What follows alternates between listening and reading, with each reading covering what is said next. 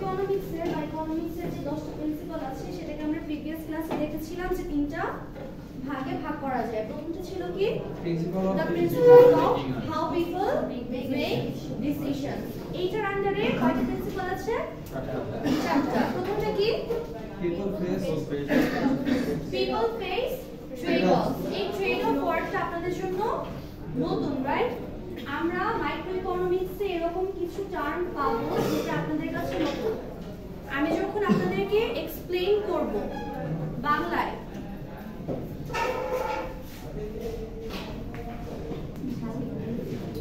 so the first principle is people face trade-off। trade-off জিনিসটা কি? trade-off জিনিসটা কি আমরা আগে একটু স্লাইডে কি লেখা আছে সেটা পড়বো, দেন এক্সপ্লেনেশনে যাব।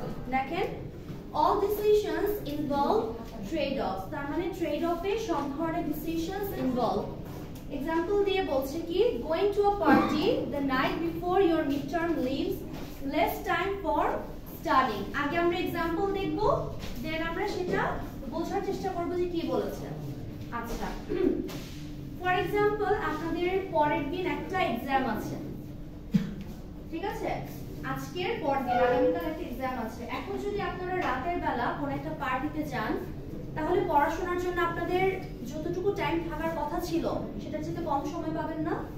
তার মানে কি পার্টিতে যাওয়ার জন্য আপনাদের মিড টার্মের যে প্রিপারেশন টাইম সেটা কি করতে হয়েছে? কমিয়ে দিতে হয়েছে। যদি আপনারা পার্টিতে না যেতেন তাহলে কি মিড টার্ম প্রিপারেশনের জন্য আরো ভালো টাইম পেতেন। তার মানে কি একটার জন্য আরেকটা ছাড়তে হয়েছে। এরপর দেখেন, having more money to buy stuff requires working longer hours which leaves less time for leisure। এটা কি বলেছে?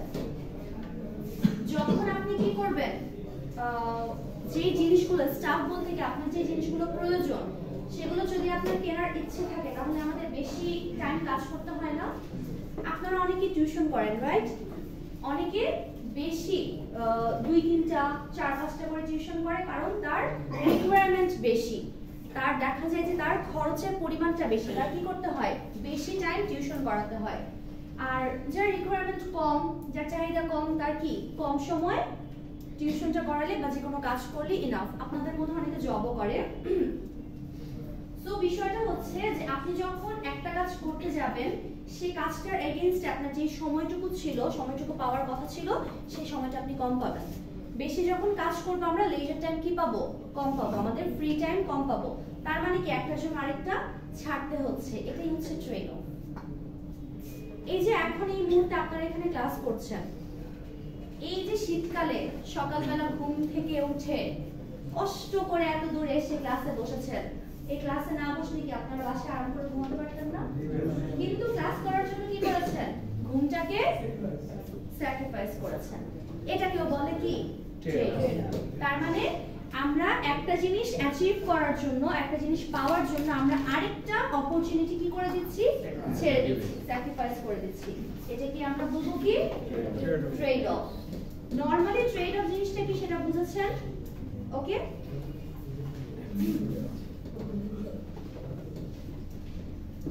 আচ্ছা, এখানে আরেকটা সেন্টেন্স আছে, protecting the environment requires resources that would otherwise be used to produce consumer goods। এটা একটু দেখেন, প্রথম দুইটা জাস্ট বেসিক एग्जांपल ছিল, সিম্পল एग्जांपल ছিল। এইটা আপনাদের ইকোনমির সাথে রিলেটেড। প্রথম দুইটা আপনাদের বোঝার সুবিধার্থে দিয়েছে, আর এটা এখন আমরা ইকোনমিক্সের সাথে ট্রেড অফ কিভাবে যায় সেটা দেখব। protecting the environment requires resources। দেখেন, আমাদের শুরুতে আমরা বলেছিলাম না যে ইকোনমিক্সের কয়েকটা কাজ থাকে, ফিচার থাকে, এর মধ্যে একটা ছিল কি এনভায়রনমেন্টকে প্রোটেক্ট করা। আমাদের যে রিসোর্সগুলো আছে এটার কিছু অংশ আমরা কনজিউমার গুড হিসেবে ইউজ করি, কিছু অংশ ইউজ করি হোল যে কান্ট্রি সেটা প্রোটেকশনের জন্য, কিছু অংশ ইউজ করি এনভায়রনমেন্টাল প্রোটেকশনের জন্য। এইখানে দেখেন ইকোনমিক্সের ক্ষেত্রে আমরা রিসোর্স তো আমাদের লিমিটেড, এতে কি কোনো কনফিউশন আছে? আমরা যতটুকু রিসোর্স পাই সেটা ন্যাচারাল বলেন আর আর্টিফিশিয়াল বলেন, আমাদের রিসোর্স কি একেবারে লিমিটেড। এখন এই লিমিটেড রিসোর্সকে আমরা কি দুইভাবে ইউজ করতে পারি। এখানেও বিষয়টা ট্রেড অফ হয়েছে। আমাদের যে রিসোর্স সেটা আমরা কনজিউমার গুড প্রোডাকশনের জন্য ইউজ করতে পারতাম, কিন্তু সেইটাতে প্রোডাকশন ইউজ না করে আমরা কি করেছি? এনভায়রনমেন্ট প্রোটেকশনের জন্য ইউজ করেছি। এটা কিন্তু একটা এক্সাম্পল। যদি এই টাইপের সিনারিও হয় সেটাকে আমরা বলবো কি ট্রেড অফ, সেটাকে আমরা বলবো কি ট্রেড অফ।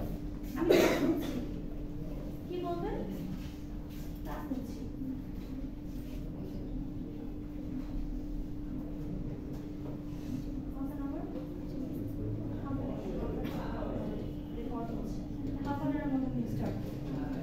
ঠিক আছে, তো ট্রেড অফ জিনিসটা বুঝেছেন? তার মানে আমরা একটা কাজ করব, এখানে কনজিউমার বোর্ডের एग्जांपल দিয়েছে, এরকম আরো অনেক কিছু আছে, অল্টারনেটিভ অনেক কিছু থাকবে। আমরা চেষ্টা করব আমাদের যে বেস্ট অল্টারনেটিভ সেটাতে যাতে আমাদের রিসোর্স গুলো ইউজ করা যায়। এটাকে বলবো আমরা কি ট্রেড অফ। ইকোনমিক্স এর ক্ষেত্রে এই ট্রেড অফ রিলেটেড ডিসিশন নিতে হয়। আমাদের ডে টু ডে প্রত্যেকটা কাজের মধ্যে কিন্তু আমাদের ট্রেড অফ করতে হয়। দুইটা জিনিস আপনি পছন্দ করেন, এট আ টাইম আপনার দুইটা জিনিস পাওয়া পসিবল না, সেই ক্ষেত্রে আমরা কি করব, একটাকে ছেড়ে আরেকটাকে চুজ করব যেটা আমাদের প্রায়োরিটি লিস্টে একটু উপরে থাকবে। ঠিক আছে,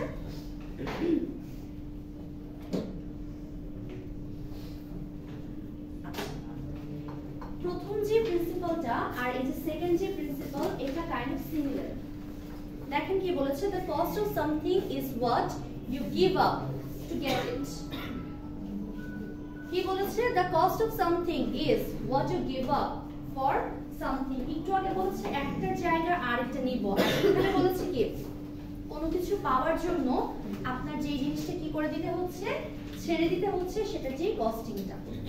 একটু আগে জাস্ট আমরা একটা কাজের জায়গা আরেকটা কাজ অ্যাকসেপ্ট করছি বা চুজ করছি। এখানে কি বলেছে দেখেন, making decisions require comparing the cost and benefits of alternative choices। আচ্ছা, অল্টারনেটিভ মানে কি বলেন তো?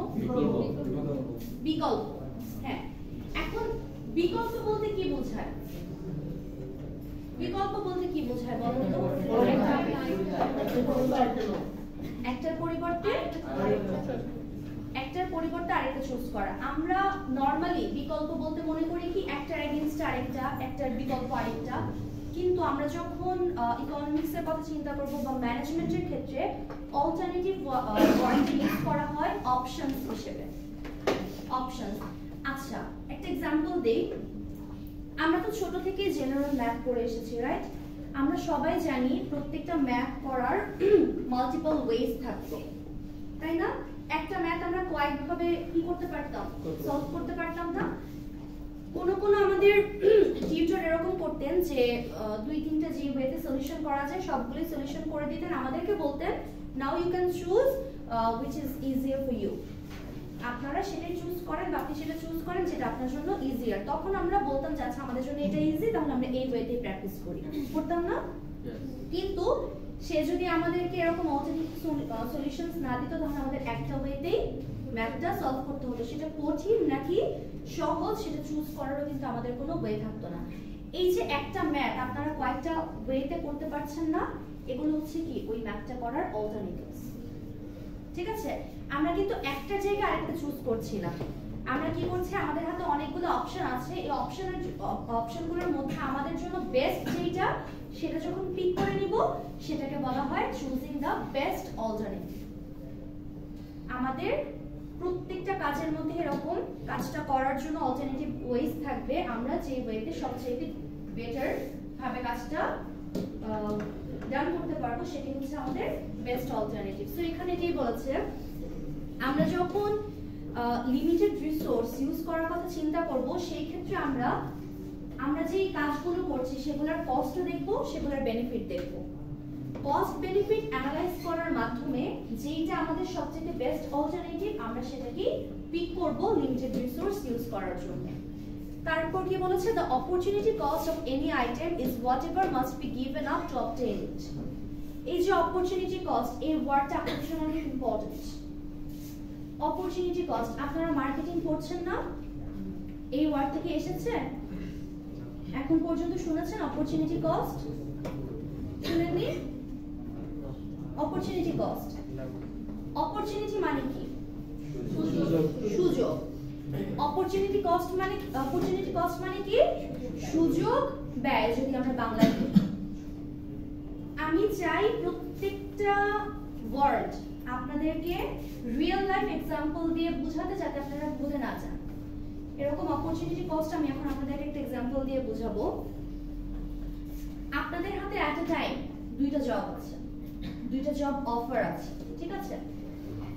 তো দুইটা জব অফার যখন আপনি কনসিডার করবেন, দুইটা জবের সবকিছুই আপনার ভালো লাগবে না, দুইটা জবের সবকিছু আপনার খারাপ লাগবে।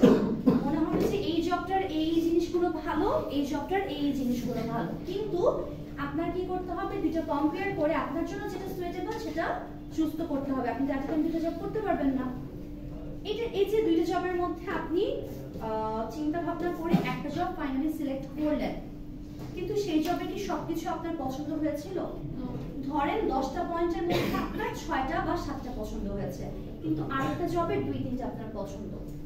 এই যে আরেকটা জবের 2-3টা আপনার স্যাক্রিফাইস করতে হয়েছে বা আপনার বাদ দিতে হয়েছে, এইটাকে না একটা কস্ট হিসেবে ধরা হয়।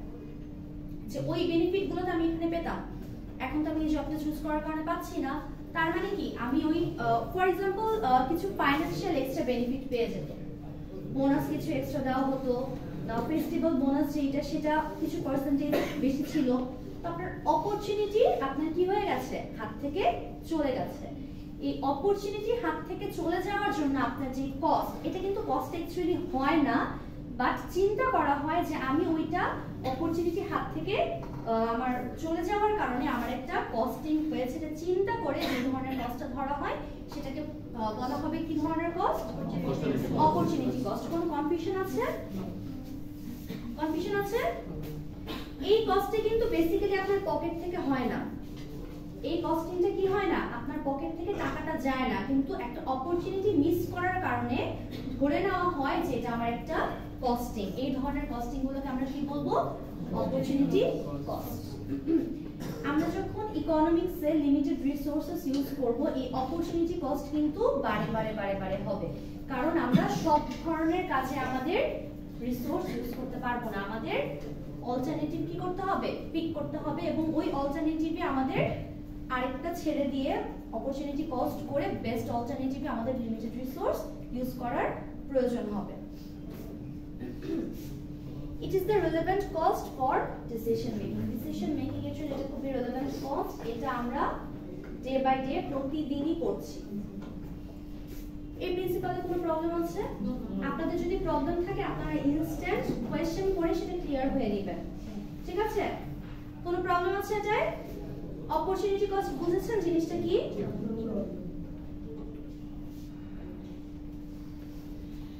থার্ড নাম্বার প্রিন্সিপাল হচ্ছে rational people think at the margin. rational মানে কি? rational যৌক্তিক বা লজিক্যাল। rational people বলতে সেই ধরনের, আপনারা কিন্তু ওয়ার্ড মিনিং গুলো লিখে দিতে পারেন, পরবর্তীতে আপনাদের পড়তে সুবিধা হবে, এজন্য আমি খাতা বের করতে বলছি।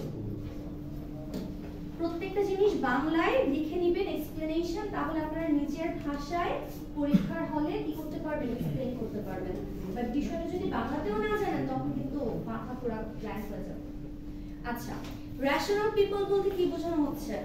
যারা লজিক দিয়ে চিন্তা করে, যারা ইললজিক্যাল ডিসিশন নেয় না, রাইট? আপনাদের মধ্যে একটু বলেন তো, ওদিকে কিছু নাই, এদিকে তাকান। আপনাদের মধ্যে 100% যে কোনো সিচুয়েশনে লজিক্যাল ওয়েতে থিংক করে ডিসিশন নেয় কে কে বলেন? ইউ, ভেরি গুড, আমরা পেয়েছি একজনকে। He always take decisions thinking rationally. আর কেউ করেন না? আচ্ছা, 100% না, পার্সেন্টেজ কমিয়ে দিই। ম্যাক্সিমাম টাইমে rational ওয়েতে থিংক করে ডিসিশন নেওয়ার চেষ্টা করে কে? আমাদের বলেন তো, rational ওয়েতে চিন্তা করে, ওকে থ্যাংক ইউ, rational ওয়েতে চিন্তা করে ডিসিশন নেওয়া উচিত? উচিত কি না? আমরা যদি rational ওয়েতে লজিক দিয়ে চিন্তা করে ডিসিশন নেই, সেই ক্ষেত্রে আমাদের কি বিট্রেড হওয়ার পসিবিলিটি কমে যায়, ঠিক আছে? যখনই ইকোনমিক্সের প্রিন্সিপাল, থার্ড নাম্বার প্রিন্সিপালের কথা আমরা বলবো, rational people যারা, তারা অলওয়েজ মার্জিনের কথা চিন্তা করে। মার্জিন কি বলেন তো? মার্জিন জানেন? মার্জিন রেখা। হ্যাঁ, ট্রান্সলেশন ঠিক আছে, ওয়ার্ড মিনিং ঠিক আছে, কিন্তু বিষয়টা কি, মার্জিন দিয়ে কি বোঝায়?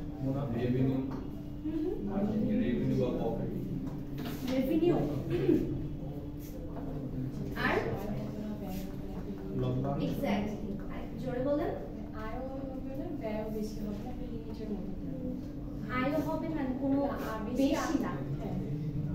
আচ্ছা, আয়টা আপনি equal ঠিক থাকবে। বলেছেন। আমি একটা এক্সাম্পল দিয়ে বোঝাই। একটা প্রোডাক্ট প্রোডিউস করার জন্য মিনিমাম একটা কস্টিং হয় না, প্রোডিউসারের কস্টিং হয় না।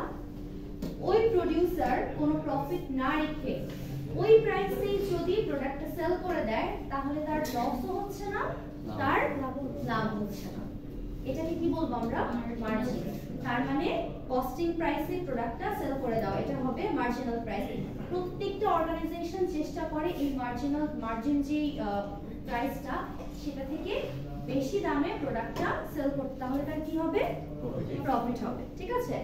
সো রেশনাল পিপল অলওয়েজ কি করে, চিন্তা করে তার মার্জিন কি, তার লিমিটেশন কতটুকু, তার এর চাইতে কতটুকু বেশি খরচ করে বা বেশি বেনিফিট নিয়ে প্রোডাক্টটা সেল করা উচিত বা রিসোর্স গুলো ইউজ করা উচিত। কি লিখেছে দেখেন স্লাইডে, rational people systematically and purposefully do the best they can to achieve their objectives. rational people যখনই কাজ করে তারা চিন্তা করে কি, তারা অবজেক্টিভ মানে কি বলেন তো? উদ্দেশ্য। নিজের উদ্দেশ্য অ্যাচিভ করার জন্য যতটুকু দেওয়া পসিবল ততটুকু দিয়ে তারা কাজ করার চেষ্টা করে, যেন তারা তাদের অবজেক্টিভ গুলো কি করতে পারে, অ্যাচিভ করতে পারে। রাইট? আমি দেখেন যখন পড়াই, প্রত্যেকটা সেন্টেন্স ধরে ধরে আপনাদেরকে পড়াই না, কিন্তু আপনারা কি করেন, ভুলে যান। কারণ আপনাদের যখন এক্সপ্লেনেশনটা দেই, তখন আপনারা এগুলো প্রপার ওয়েতে ক্যাচ করেন। আমি কি এই যে দেখেন প্রত্যেকটা স্লাইডের সেন্টেন্স ধরে ধরে আপনাদেরকে পড়াচ্ছি না, তাহলে কি মানে কনফিউশন থাকার বা না বোঝার কোনো চান্সেস থাকবে? উচিত কিন্তু না।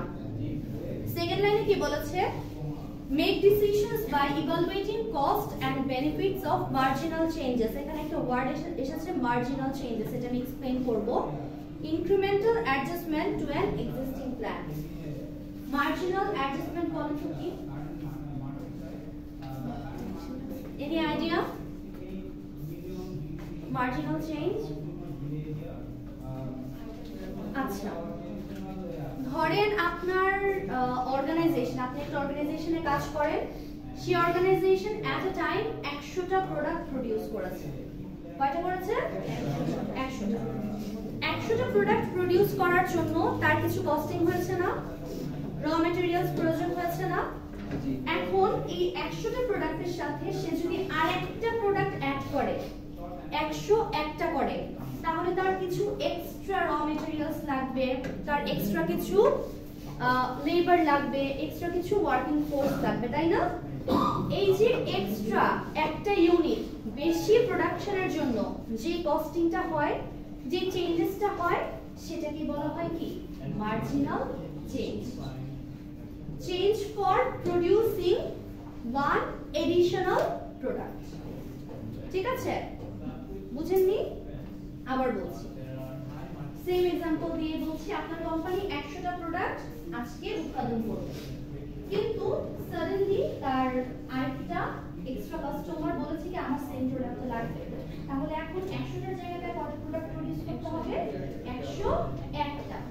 কিন্তু তার তো ওয়ার্ক ফোর্স বলেন, র ম্যাটেরিয়ালস বলেন, সবকিছু 100টা প্রোডাক্টের জন্য ছিল না। এখন এই একটা প্রোডাক্ট এক্সট্রা প্রোডিউসের জন্য তার কিছু র ম্যাটেরিয়ালস এক্সট্রা লাগবে, তার কিছু ওয়ার্ক ফোর্স এক্সট্রা লাগবে, লেবার এক্সট্রা লাগবে, ইউটিলিটি এক্সট্রা লাগবে। এই যে একটা এডিশনাল প্রোডাক্ট প্রোডিউস করার জন্য এক্সট্রা যে ইনপুটগুলো লাগছে, এটাকে আমরা বলবো কি? Marginal changes. এক্সট্রা এডিশনাল যে কস্টিংটা হবে। ঠিক আছে? সেমলি এটা তো যখন এক্সট্রা প্রোডাক্ট অ্যাড হবে, এরকম কমেও যেতে পারে। রাইট? এটাও কি একটা হচ্ছে মার্জিনাল চেঞ্জেস, বেড়ে যাচ্ছে, বাড়ার দিকে পরিবর্তন হচ্ছে, আরেকটা কি কমেও যেতে পারে। তো যখন রেশনাল পিপল থিংক করে, তারা কস্ট এন্ড বেনিফিট, এই যে মার্জিনাল চেঞ্জ যে করব, মার্জিনাল চেঞ্জটা করার কারণে কতটুকু কস্ট হচ্ছে বা কতটুকু বেনিফিট হচ্ছে, সেটাও তারা চিন্তা করে। যদি দেখে যে 100টা প্রোডাক্ট প্রোডাকশনের পর তাদের যতটুকু যতটুকু লাভ হচ্ছে, এক্সট্রা এডিশনাল একটা প্রোডাক্ট যদি অ্যাড করে তাদের ততটুকু লাভ হচ্ছে না, ওটা দেখা যাচ্ছে কি খরচটা বেড়ে যাচ্ছে, তাহলে তারা আর কি করে না ওই এক্সট্রা যে একটা ডিমান্ড ছিল, কাস্টমার ছিল, সেটাকে তারা সাইড করে দেয়, তারা পরবর্তী প্রোডাকশনের সাথে সেটা কি করে দিবে অ্যাড করে দিবে। ঠিক আছে? So marginal people always rational people always marginal changes এর কথা চিন্তা করে কস্ট এন্ড বেনিফিট অ্যানালাইজ করার মাধ্যমে।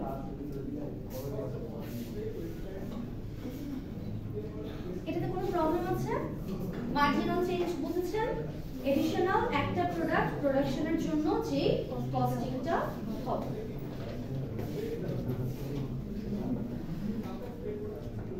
এটা দেখেন, এটা সবাই খুব ইজিলি বুঝবে না, শেষে কথা হচ্ছে। সামনে ধরেন কি লিখেছে 4 নম্বর principal? People respond to incentive. Incentive মানে কি? বলেন, incentive মানে কি? মনে আছে? অতিরিক্ত কোনো ছাড় এরকম কিছু? ছাড়, বোনাস, রিওয়ার্ড, মানে আপনি যা কাজ করছেন সেটার জন্য এক্সট্রা যা পাচ্ছেন স্যালারির বাইরে। স্যালারি তো হচ্ছে না, ওভারটাইম তো আপনার কাজের জন্য, আপনার পারফরম্যান্সের জন্য আপনি রিওয়ার্ড পেতে পারেন, মাঝে মাঝে কিছু বোনাস দেওয়া হয়, সবকিছু মিলে আমরা কি বলবো এগুলো? ইনসেনটিভ। আচ্ছা, আপনারা তো অনেকেই জব করেন, আপনি প্রতি মাসে ফর এক্সাম্পল 30,000 করে স্যালারি পাচ্ছেন, সাডেনলি আপনাকে মানে না জানিয়ে হঠাৎ করে আপনাকে এক্সট্রা 5,000 টাকা দেওয়া হলো, বললো যে প্রিভিয়াস মান্থে আপনার পারফরম্যান্স এতই ভালো ছিল যে আপনাকে সেটার জন্য এক্সট্রা 5,000 টাকা দেওয়া হলো, আপনি অনেক খুশি হয়ে যাবেন না? হবে না? খুশি হবে না? কে হবে না খুশি বলেন তো? আমি যে থেকে বেশি খুশি হব। এরা আবার হাত তুলে, এই জিনিসে কেউ হাত তুলে? মানে 30,000 আপনার স্যালারি, আপনি সারপ্রাইজিংলি 5,000 টাকা একটা মাসে বেশি পেলেন, কে খুশি না হবে? বস হলে তো খুশি হব। আপনি পাচ্ছেন বলেছি, আপনি দিচ্ছেন বলিনি। বস হলে আর বস ঠিক আছে? তো এই যে এক্সট্রা টাকাটা আপনি পাচ্ছেন, এটা সাডেনলি আপনাকে কি করে দিচ্ছে? হ্যাপি করে দিচ্ছে। এবং একটু শুনেন, এই বিষয়টা একটু শুনেন, আপনি প্রতি মাসে 30,000 করে পাচ্ছেন না, এটার জন্য আপনাকে কিন্তু এক্সট্রা স্যাটিসফাইড কেউ করতে পারবে না। এটা আপনি কি হ্যাঁ ঠিক আছে আমি পাচ্ছি, আমার প্রতিদিনের কাজের জন্য আমি স্যালারি পাচ্ছি। মানুষ রিঅ্যাক্ট করে কিসে? যখন সে এক্সট্রা কিছু পায়। আমরা রেগুলার বেসিসে যে জিনিসটা পাই সেটার প্রতি আমাদের কোনো মানে এক্সট্রা কোনো হ্যাপিনেস বা এক্সট্রা কোনো এক্সাইটমেন্ট থাকে না, কিন্তু আমরা যখনই এক্সট্রা কিছু বেনিফিট পাই সেটার সাথে, সেটাতে মানুষ ঠিকই কি করে? রেসপন্ড করে। এই যে স্যালারি 5,000 টাকা বেশি পেল না, এর পরের মাসে ওই এমপ্লয়িটার কর্মক্ষমতা পারফরম্যান্স কিন্তু বেড়ে যাবে। কারণ কি? সে খুবই মোটিভেটেড ফিল করবে যে আমার প্রিভিয়াস মান্থের পারফরম্যান্সের জন্য আমি যেহেতু 5,000 টাকা বেশি পেয়েছি, so if I continue my this level of performance I will get more reward in future. ঠিক আছে? এজন্য এই কথা বলেছে people respond to incentive. People always ইনসেন্টিভে রেসপন্ড করে। এই যে আমি एग्जांपल দেই, প্রথম দিন যখন বলেছিলাম পার্টিসিপেশন লাগবে, সবাই চুপচাপ ছিল, কিন্তু যখন আমি বললাম যে পার্টিসিপেশন করলে আমি বোনাস মার্ক দিব, সবাই গা ঝাড়া দিয়ে বসেছে যে হ্যাঁ আমার তো বোনাস মার্ক দিতে হবে। এবং যখন বলেছি যে ফাইনালের সাথে অ্যাড হবে আপনাদের গ্রেড চেঞ্জ করার জন্য, কে কে খুশি হয়নি? এক্সট্রা মার্ক যদি আপনারা পান, গ্রেড চেঞ্জ করার জন্য আপনাদের সাথে অ্যাড হয়ে যাবে ফাইনালের সাথে, এটাতে কে কে হ্যাপি? ম্যাক্সিমাম। কিন্তু থ্যাংক ইউ, কিন্তু আপনারা পরীক্ষা দিচ্ছেন সেটা তো আপনারা পাবেনই, এইখানে এক্সট্রা কোনো হ্যাপিনেসের জায়গা আছে? যা পরীক্ষা দিয়েছি ভাই তা তো পাবোই, কিন্তু এই যে এক্সট্রা মার্কটা, এটাই আপনাদের কি কোঅপারেশনে পার্টিসিপেশনে কি করছে? মোটিভেট করছে। অলওয়েজ এক্সট্রা জিনিসে আমরা মোটিভেটেড হই। এখানে কি লিখেছে দেখেন, ইনসেন্টিভের ডেফিনিশনটা দেওয়া আছে, something that induces a person to act, the prospect of a reward or punishment. আচ্ছা, এতক্ষণ আমি যে ইনসেনটিভের কথা বলেছি সেটা পজিটিভ ছিল না, কিন্তু সামটাইমস পানিশমেন্টও ইনসেনটিভ হয়। সেটা কিভাবে? আমি যদি আজকে আপনাদেরকে বলি যে আপনাদের পার্টিসিপেশনের কারণে বোনাস মার্ক আপনারা পাবেন না, যদি পার্টিসিপেট না করতে পারেন আপনাদেরকে পরবর্তী ক্লাসে পানিশ করা হবে। দুইটা ওয়েতে আমি আপনাদের পড়ার জন্য মোটিভেট করতে পারি। একটা বলবো যে আপনারা পরের ক্লাসে পড়াশোনা করে আসবেন, বোনাস মার্কিং করব। এটা কি পজিটিভ ওয়েতে ইনসেনটিভ দেওয়া। নেগেটিভ ওয়েতে ইনসেনটিভ আমি কিভাবে দিতে পারি? আপনারা পড়াশোনা করে আসবেন, যদি পড়া বলতে না পারেন আমি আপনাদেরকে দিব পানিশমেন্ট। দুই ওয়েতেই পরের দিন আপনারা পড়াশোনা করে আসবেন না, কোনটাতে বেশি করবেন? পানিশমেন্টের ভয়। তার মানে কি আপনারা নেগেটিভ ইনসেনটিভে বেশি রিঅ্যাক্ট করেন, তাই না? তাই না? আচ্ছা, থিওরি x থিওরি y পড়েছেন? আপনারা যখন ম্যানেজমেন্ট করবেন তখন থিওরি x থিওরি y দেখবেন। থিওরি x হচ্ছে সেই ধরনের মানুষ যাদেরকে জোর করে কাজ করাতে হয়, যাদেরকে পানিশমেন্ট দিতে হয়, তারা নিজেরা কোনো কাজ করে না। আর থিওরি y এর মানুষরা হচ্ছে কি, যারা নিজেরাই মোটিভেটেড হয়, নিজেরাই নিজেদেরকে কাজ করার জন্য পুশ করে। আপনারা হচ্ছেন তাহলে এক্স ক্যাটাগরিতে পড়ছেন। আপনারা পানিশমেন্টে রেসপন্ড করেন, আপনারা নিজেরা মোটিভেটেড হন না। আচ্ছা, তারপর কি বলেছেন? এখানে শেষে কিন্তু কথা হচ্ছে rational people respond to incentives. rational people আবার তাদের কথা চলে এসেছে, তারা কিসে রেসপন্ড করে? ইনসেনটিভে রেসপন্ড করে। এক্সাম্পলটা দেখি। When gas prices rise, consumers buy more hybrid cars and fewer gas guzzlers. আচ্ছা, এগুলা না দেখলেও চলবে, এক্সাম্পলটা বাদ দেই। আপনারা এই বিষয়টা তো বুঝেছেন। ইনসেনটিভ, যখন আমরা কোনো কিছুর জন্য এক্সট্রা বেনিফিট পাচ্ছি, আমরা সেইটাতে আরো মোটিভেটেড হয়ে কাজ করার চেষ্টা করি। এটাতে কোনো প্রবলেম আছে? সবাইকে বুঝেছেন প্রিন্সিপালটা? Any problem that? আচ্ছা, ঠিক আছে। আজকে তাহলে এই চারটা প্রিন্সিপাল পর্যন্তই থাক, যেহেতু আমাদের প্রেজেন্টেশন আছে, তো আপনাদের প্রেজেন্টেশনের জন্য প্ল্যাটফর্মটা ছেড়ে দিচ্ছি।